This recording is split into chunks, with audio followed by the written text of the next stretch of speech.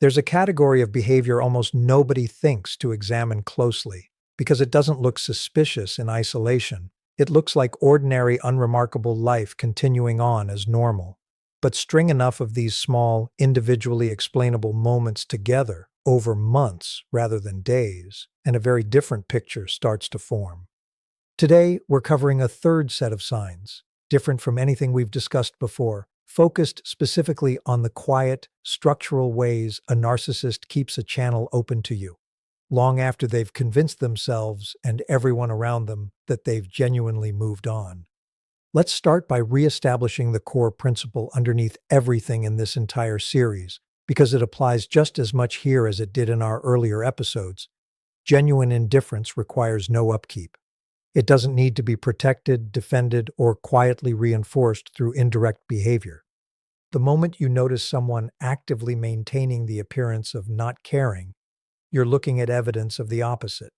Today's 5 signs are about exactly that kind of quiet maintenance, subtler, slower moving, and in some ways more revealing than anything we've covered before, because they show up not in single dramatic moments, but in patterns that only become visible once you step back and look at the whole shape of them. The first sign: they preserve, deliberately, small physical or digital artifacts connected to you, long after any practical reason for keeping them has expired. This isn't about obvious sentimentality.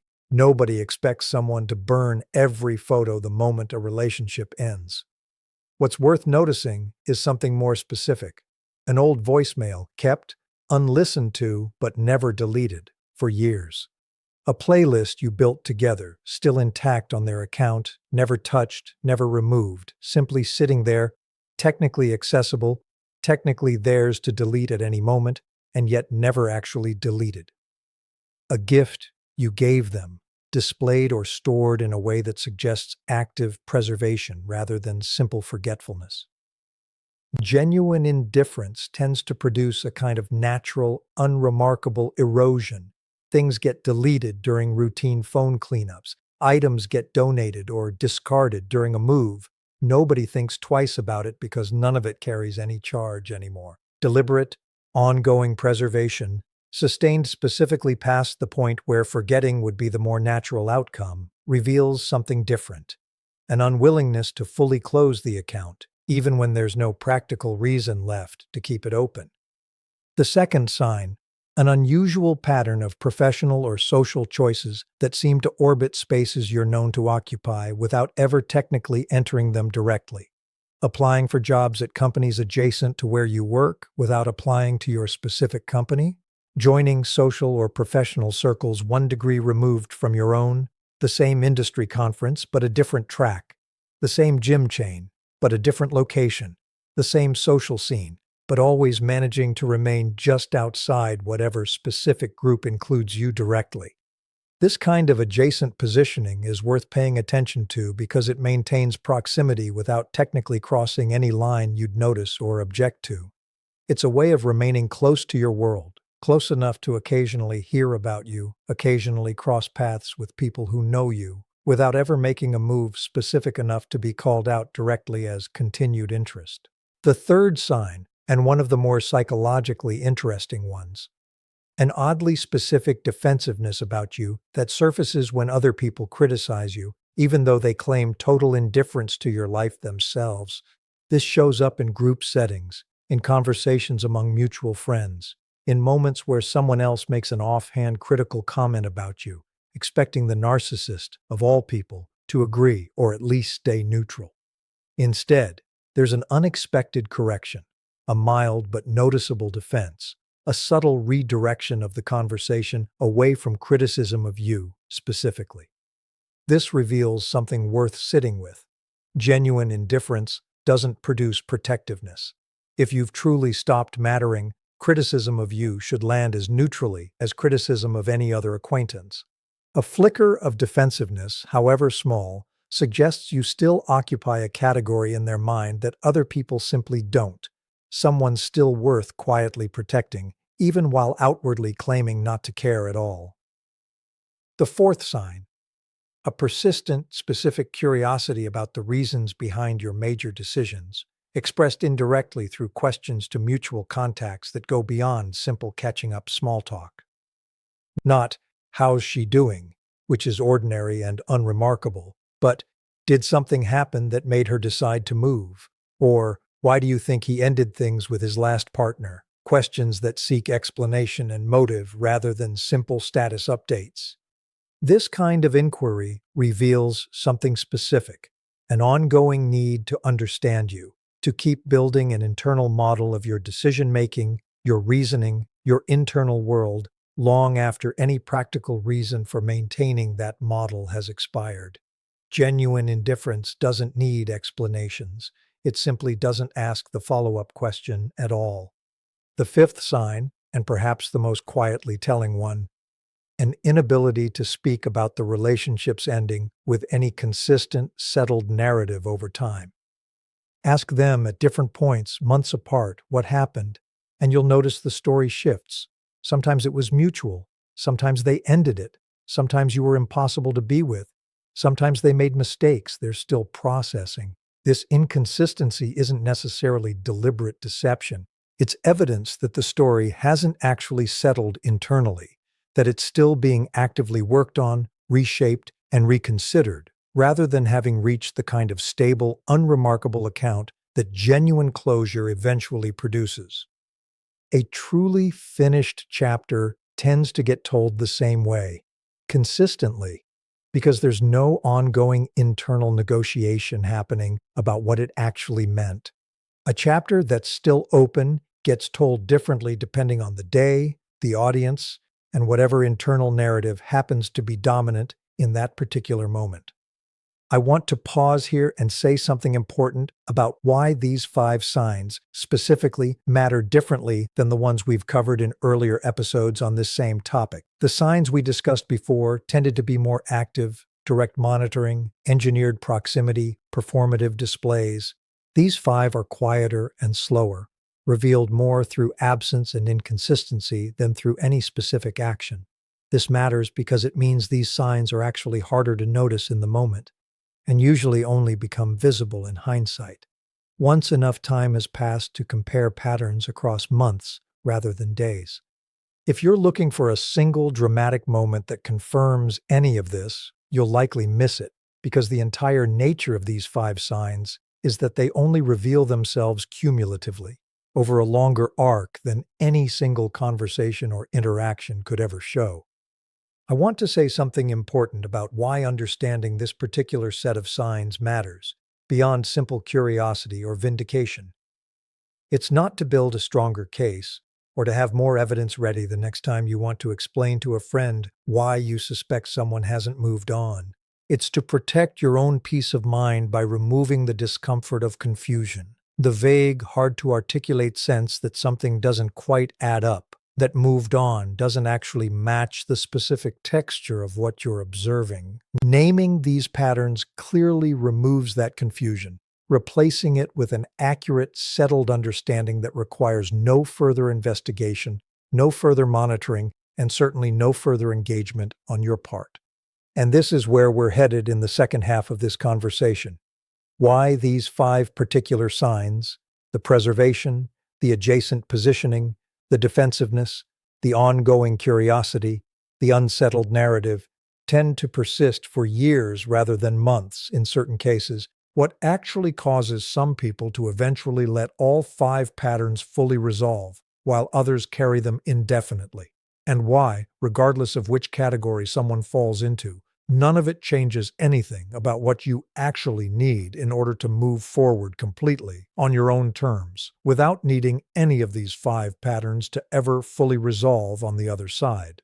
Let's talk about why these 5 signs, preservation, adjacent positioning, defensiveness, ongoing curiosity, the unsettled narrative, tend to persist for years in certain cases rather than resolving within months. Because understanding the difference reveals something important about what actually determines whether someone eventually, fully lets go, or simply carries an open file indefinitely. Here's the core distinction that determines the outcome. Whether the person ever builds a new relationship or life structure, substantial enough to actually compete with and eventually replace the specific role you occupied. Not just any new relationship, but one deep enough to require the same kind of internal reorganization that would naturally displace the lingering attachment to you. This matters because the 5 signs we discussed aren't really about you specifically, in the sense of your unique, irreplaceable individual qualities. They're about an unfilled internal slot, a role that hasn't yet been convincingly occupied by anyone else. As long as that slot remains open, the 5 signs tend to persist, because there's nothing yet competing with the internal space you still occupy. The moment that slot genuinely, convincingly gets filled by someone else, not performed, not surface level, but actually filled in the way that requires real internal reorganization, the 5 signs tend to fade, sometimes quite suddenly, not because closure was achieved through insight, but because the internal architecture simply got reallocated elsewhere. This explains something that confuses people who notice these signs, persisting far longer than seems reasonable. It's not necessarily about you being uniquely unforgettable. It's often simply about how difficult it's been for that specific person to build anything else substantial enough to actually take the place you occupied. People who struggle repeatedly to form deep, functioning relationships after a significant one ends tend to carry all 5 of these signs for years, not because the original relationship was extraordinary, but because nothing else has yet occupied enough internal space to displace it. The second factor that determines persistence versus resolution, whether the person ever does the deeper work we discussed in earlier episodes, genuinely examining their own role in the relationship's ending, rather than simply waiting for time or distraction to blur the discomfort. This connects directly to the 5th sign, the unsettled narrative. A person who never actually does this internal work tends to keep circulating between the same few explanations indefinitely, because none of them were ever actually examined closely enough to be either confirmed or discarded. The story keeps shifting specifically because it was never actually finished being constructed in the first place. Someone who does eventually do this deeper work, often, as we discussed, years after the actual ending, tends to arrive at a single, more honest, more stable account, and once that account settles, the other 4 signs tend to fade alongside it, because the whole cluster of behaviors was really just different expressions of the same unfinished internal process. The third factor, and one worth naming honestly, some people simply never resolve this at all, carrying some version of these 5 signs in diminishing but persistent form for the rest of their lives, particularly if they never develop the capacity for the kind of honest self-examination that would actually close the loop. This isn't a comfortable thing to say, but it's accurate, and it matters for your own expectations going forward. Not every open file eventually gets closed. Some people simply live with an unresolved chapter indefinitely, managing it through exactly the kind of quiet, low-grade maintenance behaviors we've spent this entire episode describing, never quite letting go, never quite reckoning honestly enough to actually move past it, existing instead in a permanent, low-level holding pattern that neither resolves nor escalates. I want to say something important about what this means for you, specifically, because this is genuinely the crux of everything we've discussed across both halves of this episode. None of these 3 outcomes, the slot getting filled by someone else, the deeper internal work eventually happening, or the permanent unresolved holding pattern, requires anything from you in order to occur. You are not the mechanism by which any of these 3 paths gets decided. You don't need to make yourself more replaceable to speed up the first outcome. You don't need to prompt or encourage the second. You don't need to worry about becoming permanently, uncomfortably significant if the third outcome is what actually happens. All 3 paths unfold entirely according to internal processes that belong exclusively to the other person, running on a timeline, and toward an outcome that has absolutely nothing to do with any action you could take from your position outside of it. This is worth sitting with directly because I think it's the actual point of this entire 3-part exploration of this same core question across our conversations.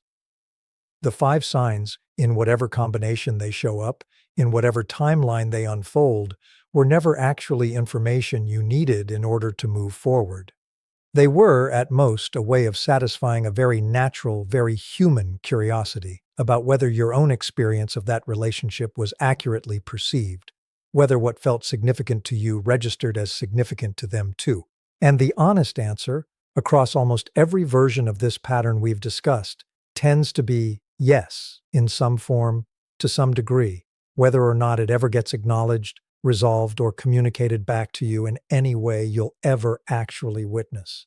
But here's the crucial thing that determines your own peace, regardless of which path they eventually take. That confirmation, however satisfying it might feel to receive, was never actually necessary for your own healing to be complete. You do not need to know whether the slot gets filled, whether the deeper work gets done, or whether the holding pattern persists for the rest of their life, in order for your own life right now to be entirely, completely yours. I want to leave you with an image because I think it captures the actual through line running across everything we've explored in this entire series. Picture a library somewhere, holding a book that used to be checked out constantly, read and reread, carried from room to room, referenced daily. At some point, that book gets returned, for the last time, and placed back on its shelf. For a while, someone still walks past that specific shelf regularly, occasionally pausing, occasionally running a finger along its spine, occasionally taking it down again just to reread a favorite passage, before putting it carefully back exactly where it belongs. Over time, this happens less often. Sometimes it stops happening at all, replaced eventually by a new book, checked out just as constantly, carried just as often, until that new book becomes the one getting reread instead. Sometimes, though, nobody ever quite finds a replacement book that holds the same weight, and the original one keeps getting revisited on and off indefinitely, never quite fully retired to the deep, undisturbed archive where truly forgotten books eventually go. Here's what matters, though, about the actual book on that shelf, regardless of which of these outcomes eventually happens to it. The book itself doesn't need to know how often it's being revisited in order to remain exactly what it always was. Its pages don't rearrange themselves based on whether someone's finger traces its spine today or doesn't. Its story doesn't change shape depending on how frequently or infrequently it gets remembered. It simply sits there, complete, unchanged, entirely itself, regardless of the reader's ongoing relationship to it. And you were never actually the book on that shelf at all, waiting passively to be revisited or replaced. You are the person who wrote it, who has long since moved on to write something else entirely. A whole new library, in fact, built from your own hands, on your own terms, filled with stories only you get to choose, revisited by whoever you actually want, walking through your own shelves. Now, whatever happens to that old book, back on someone else's shelf, was never actually where your own story continued being written. It stopped being your story the day you closed that particular book and started writing a new one, in a library that was always, from the very beginning, entirely your own to fill.